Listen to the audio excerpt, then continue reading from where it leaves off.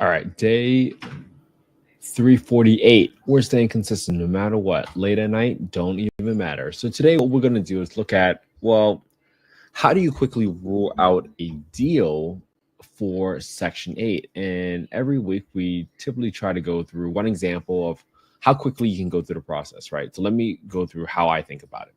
When I looked at this deal, it's a seller finance deal. Sounds great, right? There's a 5% interest rate, which sounds like a slamming deal, right? Way better than what's being offered in the market. But you see that the total monthly payment is $26.83. Okay. There is a $41,500 entry fee.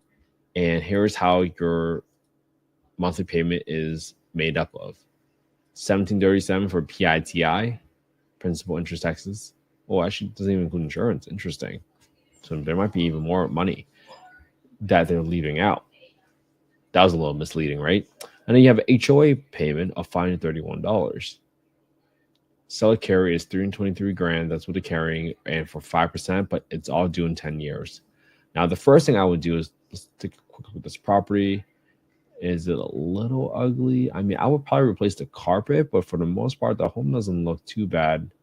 I'll probably just replace the carpet only, and the paint looks like in a decent shape, so you might do some touch-up paint. Great. So at 1344 square feet, you're not going to be able to expand too much more into a 4-bedroom, really, as a condo here. So what I'm going to do is quickly look up, one, what is my FMR? So if I look at the word county on this property, where is this property? Osceola County. I'm going to Google HUD FMR. Click on the first link. Click on the small area FMRs. Look up FY 2025 FMRs. Click on Florida. Click on Osceola County. And now I'm going to be able to see my rent ceiling by bedroom count by zip code in not this area. 34747.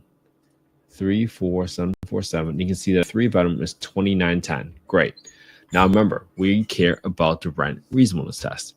The rent reasonableness test states that you cannot charge more rent simply because they're a voucher holder.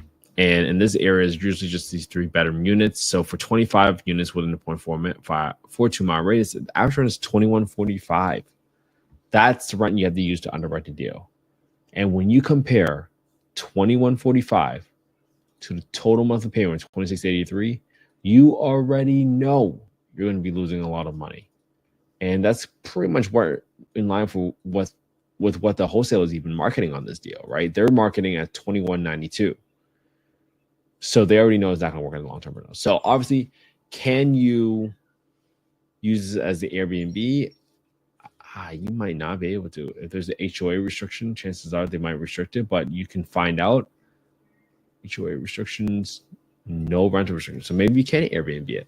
If you do want to Airbnb it and you want to look at and analyze, go to my channel, youtube.com/akent_he.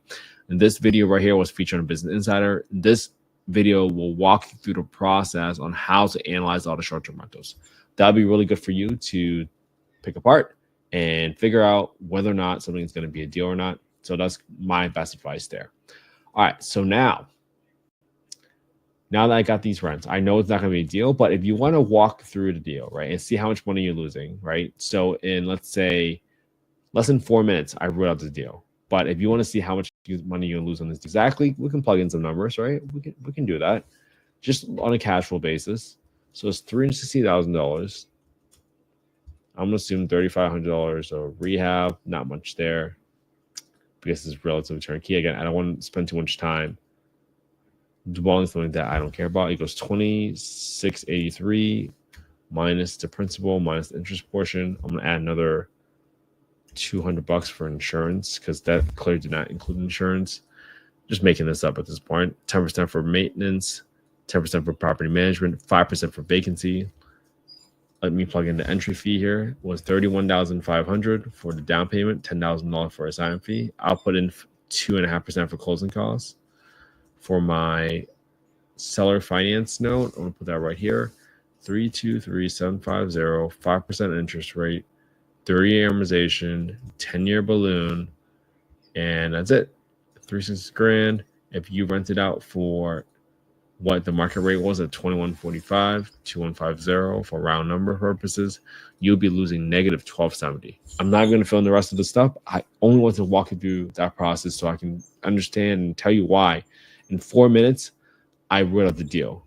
I spent another 2 minutes going through the numbers and showing exactly how much money you're losing because of the fact I just want to walk you through the process. But once you build up these reps, you build up the repetition, and you understand why you're not going to pursue this deal any further, right? You can avoid burning out. And you don't want to burn out by doing a ton of work for no return on your effort or your time or your energy. Obviously, this is not investment advice. I'm not soliciting any investments on this call. And this might be a deal for someone if you want to move to Florida and live near Disney World, right? That could be a deal for you. It could be a deal for you if you're pursuing short-term rentals, right? This property is being marketed with a rental unit right next to it, right? You could be very creative, and if short-term rentals is your strategy, this might be good for you, right? Assuming you do a heavy renovation on these units. But is there a pool, right? Make sure you're always comparing apples to apples, and that's why I asked you to check out my video on youtube.com. It's the same video that's featured on Business Insider, and that'll help you analyze short-term rentals if that is your game, all right? So have an amazing evening. I hope you all had a great Thursday. I'll see you again tomorrow for day 349. Have a good one. Oh, if you guys want to copy a spreadsheet, obviously you probably know where it is, but go to affordablehousing.io, not .com, affordablehousing.io. Click on the Get Deal Analysis tool, get to putting your name, email, your phone number, and that's the fastest way to get a copy of the spreadsheet. And you can literally copy my homework from what I did today. If you can have a variety in your videos where there are some videos where you show someone how quickly you can roll out these deals, think about the confidence that they'll have in you and your ability to quickly look at a deal and say, oh, that's not a deal. People can appreciate the straightforwardness that you have, right? Obviously, if they ever ask you, hey, why wasn't that a deal? You can still walk them through the process and show them the numbers and how everything flowed out, right? You can still do that. I'm not saying you forget about that, but there is a stage, especially if you're looking at a lot of deals every single day, you got to have a system to roll out these deals, because you got to justify whether or not this deal is even interesting enough for you to continue investigating further. A lot of people I see sometimes enter this world of creative finance, and they think every single creative deal is a deal, when for sure, in fact, that is not the case. So understand how to look at the deal real quick, really fast, and roll out these deals as soon as possible if you can. All right. Have an amazing day, everybody. I'll see you all tomorrow.